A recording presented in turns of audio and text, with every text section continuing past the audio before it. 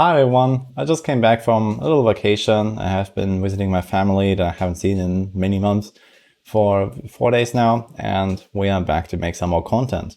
And this also prompted me to make this video talking about Paragon experience and experience farming. So as you can see, I'm Paragon 37, and I've basically not played the game almost at all in the last days because, well, I just had my mobile phone and I didn't have much time. So I basically just did like half an hour of dailies, like the most necessary stuff, and that was it. I think by now most of you guys that are playing Diablo Immortal have probably figured out how the experience system works roughly. So you have this experience bar on the bottom, and when you fill it, you get a Paragon, and it can have different colors. For example, right now it's green for me, which means I get an experience bonus. Then there's a blue, which is just like regular experience gains, and then it can be red if you're above the so-called server Paragon level, which you can see here when you open your inventory and go to the top left corner.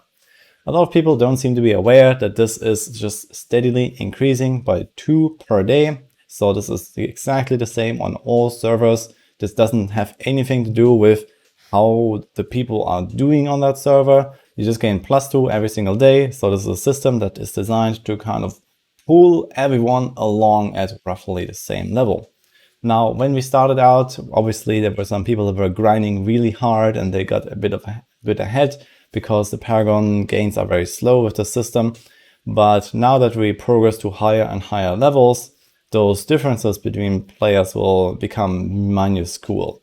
So what I mean is that, yeah, right now there were some people that were, 10 levels, 15 levels ahead, which seemed massive. There were some, most people were like Paragon 5. There were some guys like Paragon 15, Paragon 20. And then you might be like, wow, these guys have literally 4 times my level.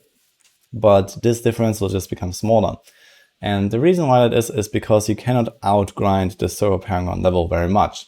So the absolute maximum that is achievable with all the tricks in the books and 18 hours a day of gameplay for like in a week straight or so is around 15 levels higher than server Paragon level, because the XP rods gradually slow down. So if I go to, let's say, if level 39, it will go down to 90% XP or 80%, and then at 40 it will be 60%, and then it just gradually reduces down to 10% XP gained only when you're like at 13 levels above or something like that. And similarly, you also gain bonus XP when you're behind, as you can see. So I get 110% now for being 1 level behind. And then, I don't know the progression because we don't have a table of that, but it will gradually increase in a similar way. And then eventually going to get 150%, 200%, 400%. And it's just a system that kind of pulls everyone along. And it's very easy to get Paragon levels the further you are behind. I already talked about the importance of Paragon breakpoints a bit in my other video, where I was talking about the boost you can get from Paragon 30 that unlocks the Hell 2 difficulty loot, where you get like a massive power spike. And then, for example, again, when we move to Hell 3, which will be Paragon 80, there will be another really big breakpoint. But that's not all. There's also the Paragon trees that unlock usually in sets of 50 or 100 levels. So if you go here, you can see that at level 50, you get the Treasure Hunter and the Gladiator tree. And you can just respec your Paragon points and then choose those if you like.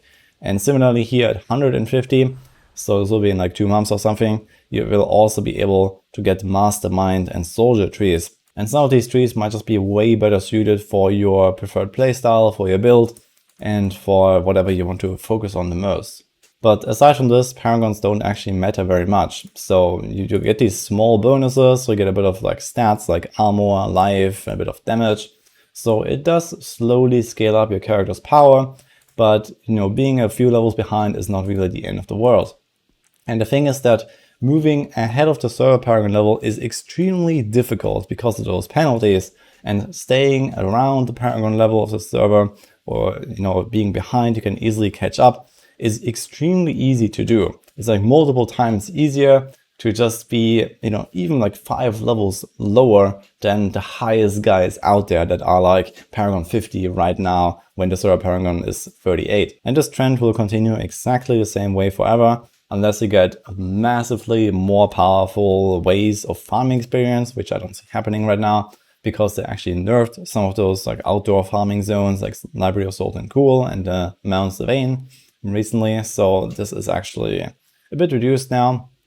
And so I think that we're not gonna see people really moving even further ahead than 15 levels above the server Paragon level, at least not without a massive change. So what this means in essence is that it's basically not worth trying to farm any experience whatsoever, because you just kind of get pulled along automatically. As long as you do your daily quests and your shadow activities and these kind of things, you will stay roughly around the server Paragon level no matter what.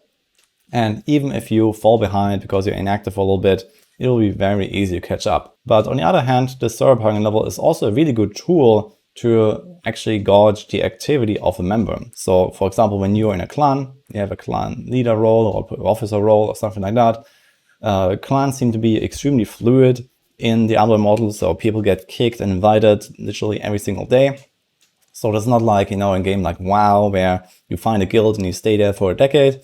So things work just a bit differently because so much hinges on the clan's performance, on like the activity of every single member. And so the clans that actually try to be a bit more competitive at least will do exactly that.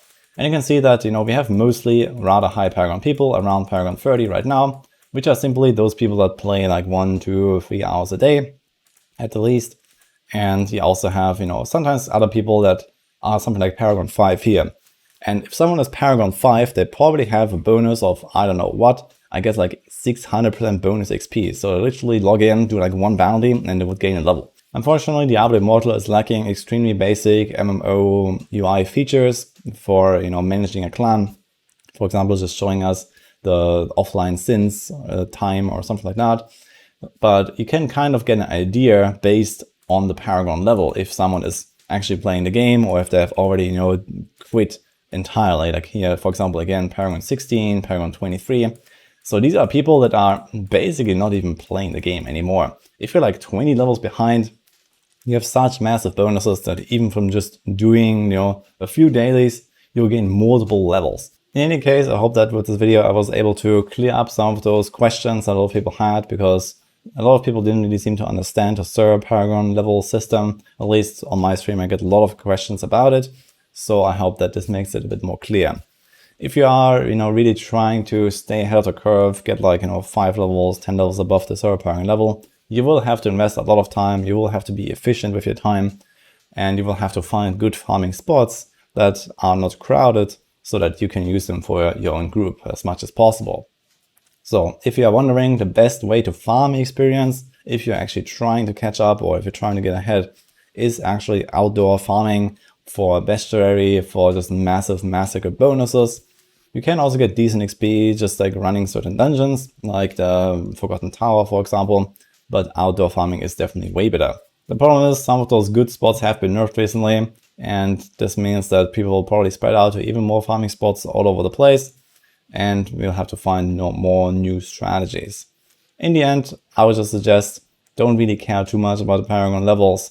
Just make sure that you're staying roughly on the server Paragon level. This is what it's designed to do, to kind of like move everyone up slowly, give everyone some power.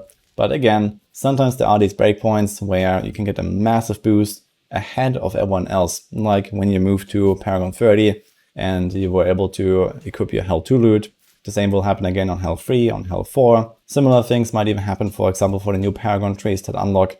So sometimes it might be worth making a push for a higher Paragon level a few days early. And that's it for this video. Hope it helps you and hope you like it. Subscribe for more Diablo content, and I'll see you guys next time.